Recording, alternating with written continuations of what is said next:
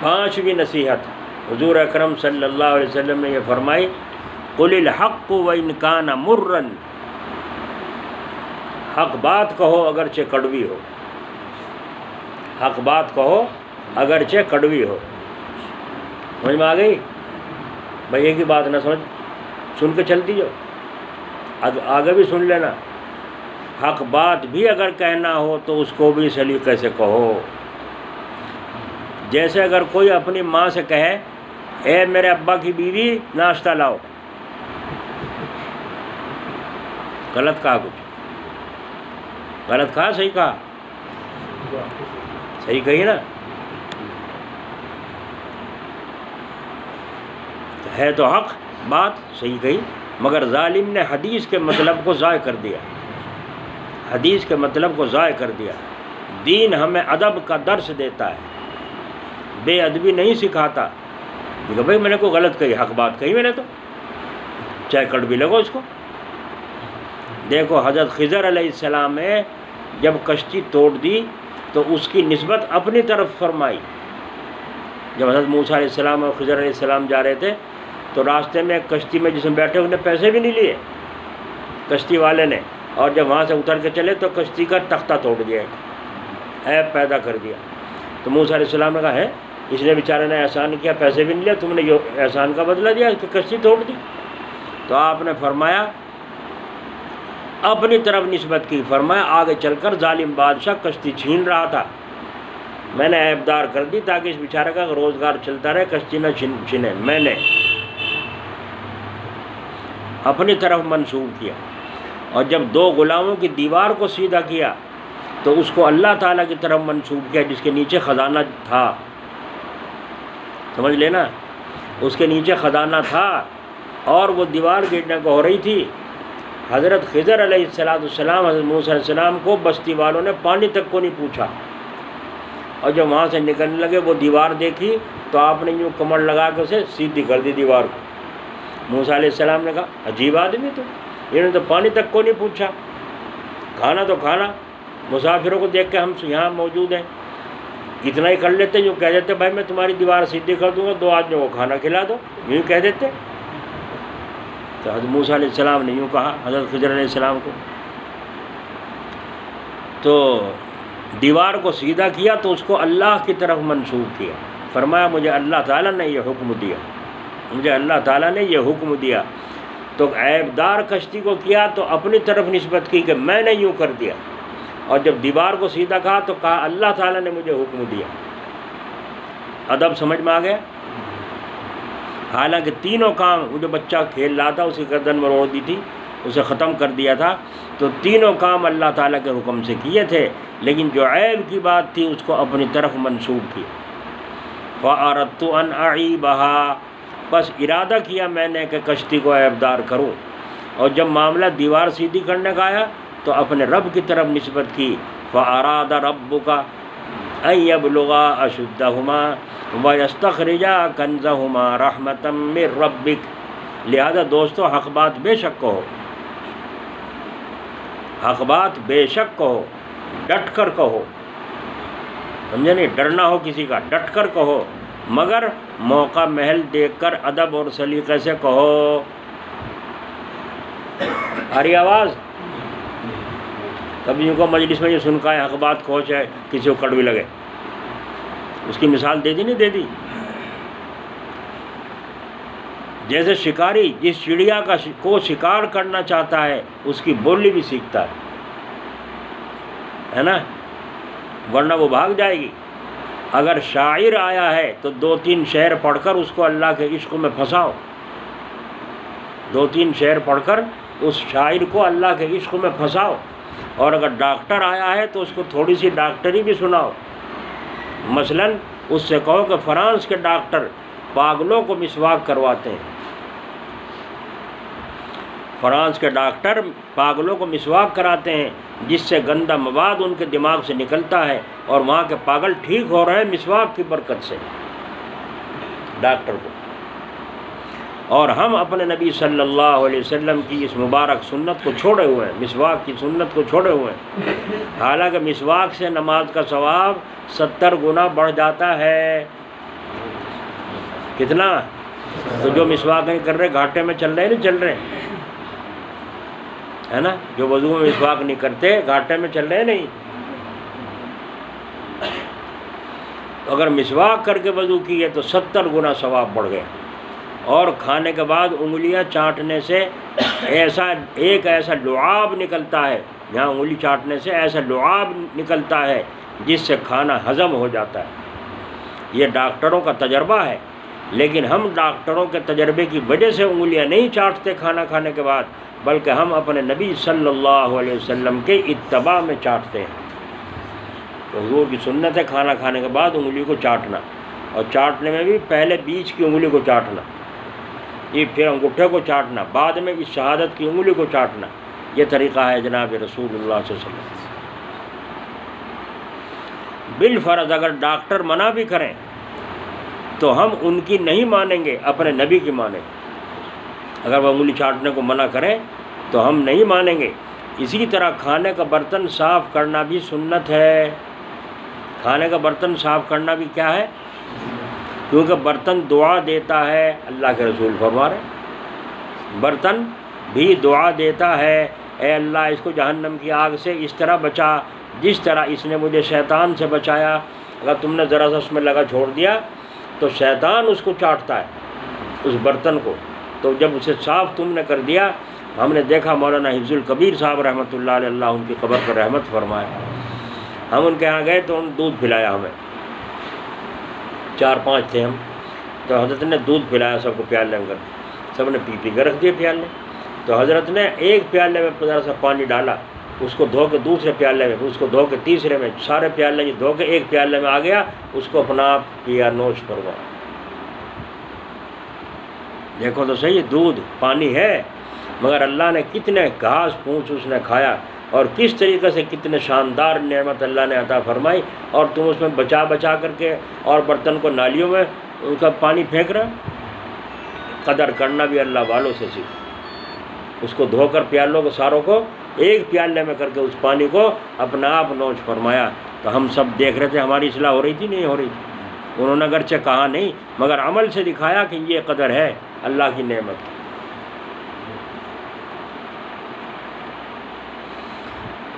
تو برتن دعا دیتا ہے، اے اللہ اس کو جہنم کی آگ سے اس طرح بچا جس طرح اس نے مجھے شیطان سے بچایا. اس حدیث کو علامہ شامی رحمۃ اللہ علیہ نے اپنی کتاب شامی جلد نمبر 5 کتاب الحذر والاباحہ میں نقل فرمایا ہے.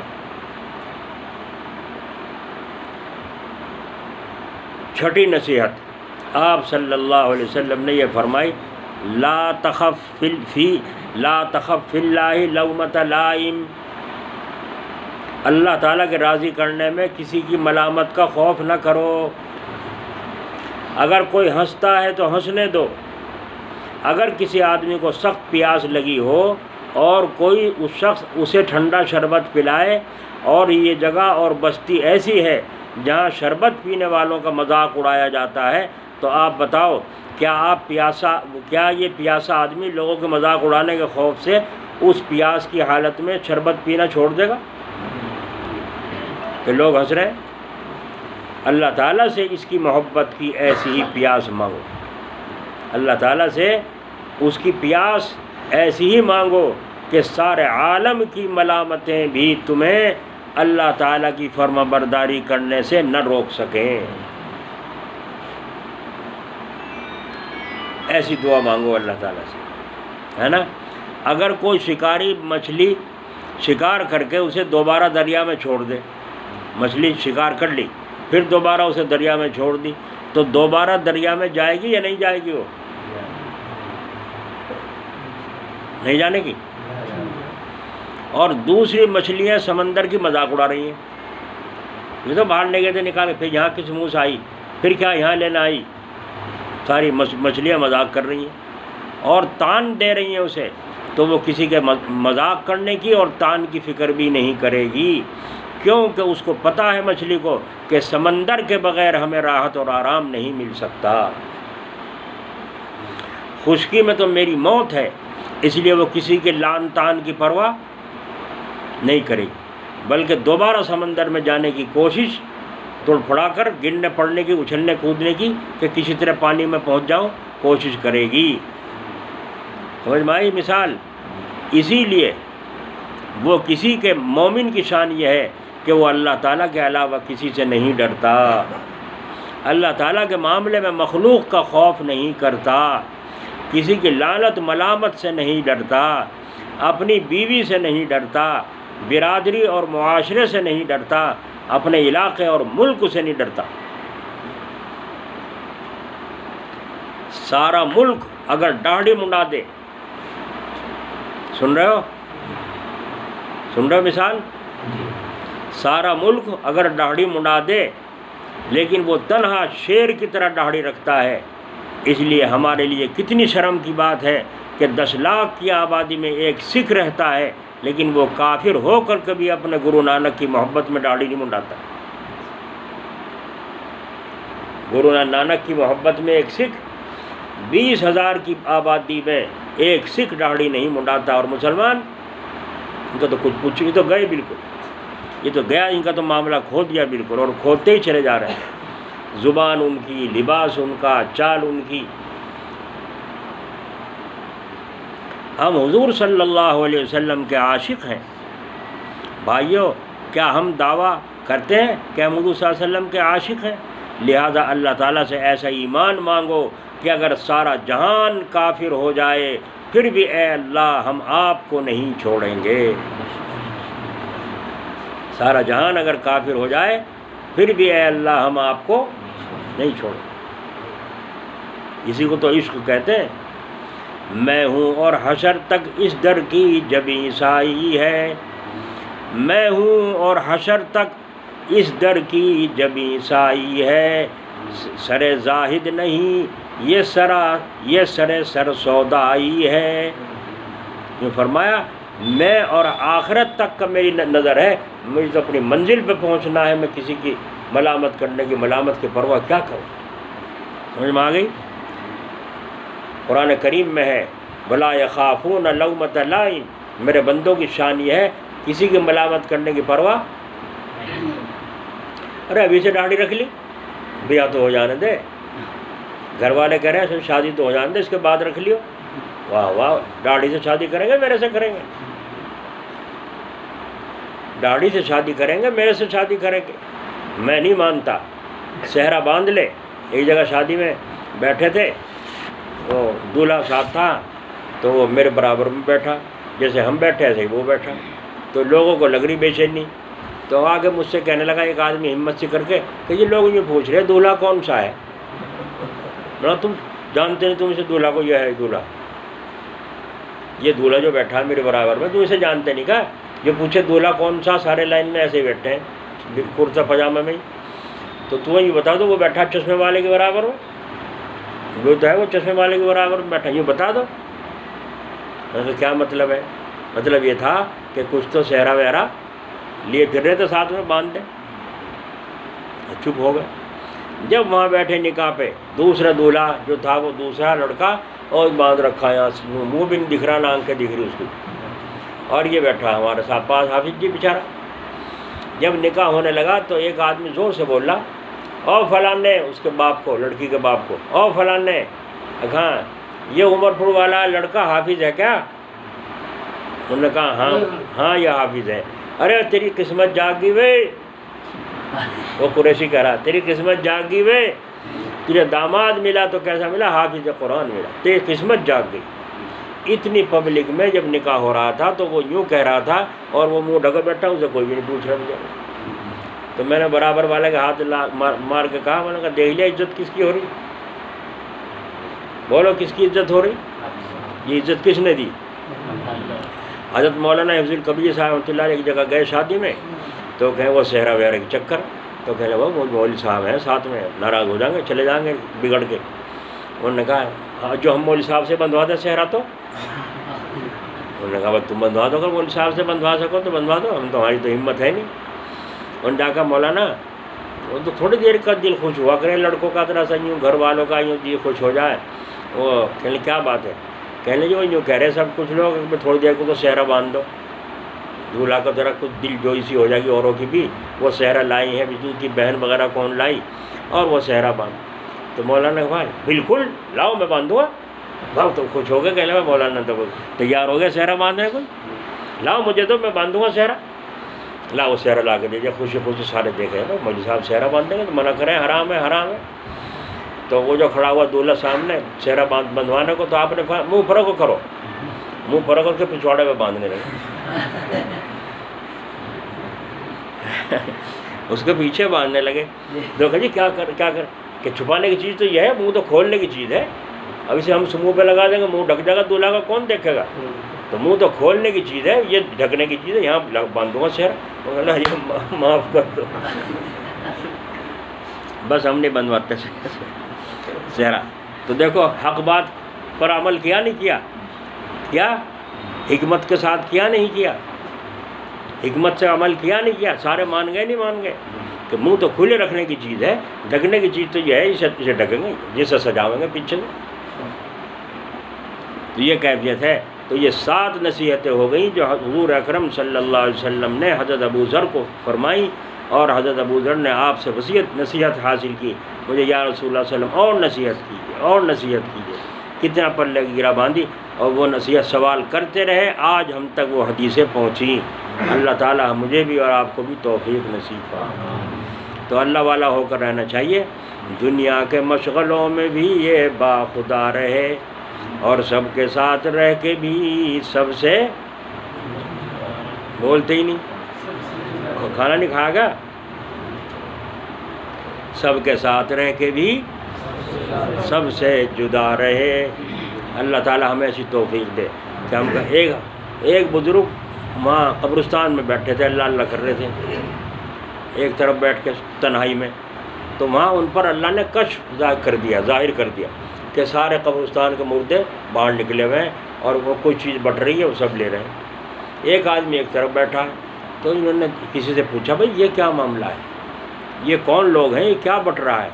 انہوں نے کہا یہ قبرستان کے مردے ہیں جو مسلمان ثواب پہنچاتے ہیں نا, اللہ ساری امت کی مغفرت فرما, کوئی ثواب جو ہوتا ہے نا تقسیم ہو رہا ہے, یہ ثواب لے کر جا رہے ہیں. اب وہ جو بیٹھا ہے تک وہ نہیں آ رہا ہے. اس کے پاس پہنچے, فرمایا بھائی تم اس کو کیوں نہیں لے رہے, نیکیوں کو جو ثواب بٹ رہا ہے اللہ تعالیٰ کی طرف سے, کیوں نہیں لے رہا؟ میرا تو پیٹ بھر رہا, یہ تو بھوکے ہیں لے رہے ہیں, میرا تو پیٹ بھر رہا. تیرا پیٹ کیسے بھر رہا؟ انہوں نے کہا میرا بیٹا حافظ قرآن ہے, اور روزانہ ایک قرآن شریف پڑھ کر مجھے بخشتا ہے, میری روح تو سیر ہو رہی ہے. تیرا بیٹا کون ہے, کہاں ہے؟ بتا فلاں جگہ فلاں شہر میں فلاں بازار میں حلوائی کی دکان ہے, اس کا یہ نام ہے. انہوں نے سارا پتہ بتا دیا. یہ بزرگ وہاں سے اٹھ کے چلائے, اس شہر میں پہنچے, جا کے اس کا وہ بازار میں حلوائی کی دکان پوچھی تو دیکھا وہ اپنا مٹھائی بنا رہا ہے اور اس کے ہونٹ پھرک رہے ہیں. تو ان بزرگ نے کہا تیرا یہ نام ہے؟ انہوں نے کہا ہاں جی یہ نام ہے. اب تو یہ قرآن شریف پڑھ کے روزانہ اپنے باپ کو بخشتا ہے؟ انہوں نے کہا آپ کو کس نے بتایا؟ میرے اس عمل کا تو میرے رب کو پتہ یا مجھے پتہ, میرے گھر والوں کو بھی پتہ نہیں, بیوی بچوں کو بھی پتہ نہیں. آپ کو کس نے بتایا؟ تیرے ابا نے بتایا. کیسے؟ انہوں نے بتایا ایسے. تو دیکھو وہ دکان پہ مٹھائی بنا رہا ہے اور ایک قرآن شریف پورا کر رہا. کر سکتے ہیں نہیں کر سکتے ہم بھی؟ دنیا کے مشغلوں میں بھی وہ باخدا رہے, اور سب کے ساتھ رہ کے بھی سب سے جدا رہے. ہو سکتا ہے نہیں ایسا؟ ہو سکتا. اللہ ہمیں بھی ایسی لگن نصیب فرمائے. اس کے لیے بزرگان دین ذکر پاس انفاس بتاتے ہیں کہ سانس کا دھیان رکھو کہ کوئی سانس اللہ کے نام کے بغیر نہ جائے. بس میں چل رہے, گاڑی پہ چل رہی, بس اندر سانس جائے یا بیٹھے, اندر سانس جائے تو اللہ, اور باہر سانس آئے تو ہونٹ بند, جیبھ نہیں ہلتی, بس دھیان سے سانس کے ساتھ سانس پہ مسلط ہو کے چل رہا ہے. اس کا دھیان سانس پہ سوار ہو گیا, اور باہر آئے تو اندر جائے تو اللہ, سانس کے اوپر لد گیا اس کا دھیان, اور یہ اللہ ہوں اللہ ہوں اللہ ہوں اللہ ہوں یہ چل رہا ہے. تو جب اس طرح کرنے کی عادت ہو جائے گی کچھ دن فکر کرنے سے, تو سوتے ہوئے بھی نکلے گا نا, نکلے گا یوں ہی. یہ ہے تو ہر وقت اللہ اللہ ہوئی, اور جب اللہ تعالیٰ کا نام لے گا تو اللہ تعالیٰ کا دھیان لازمی ہو. اللہ تعالیٰ توفیق نصیب فرمائے. اب ذرا سے آنکھیں بند کر کے کلمہ طیبہ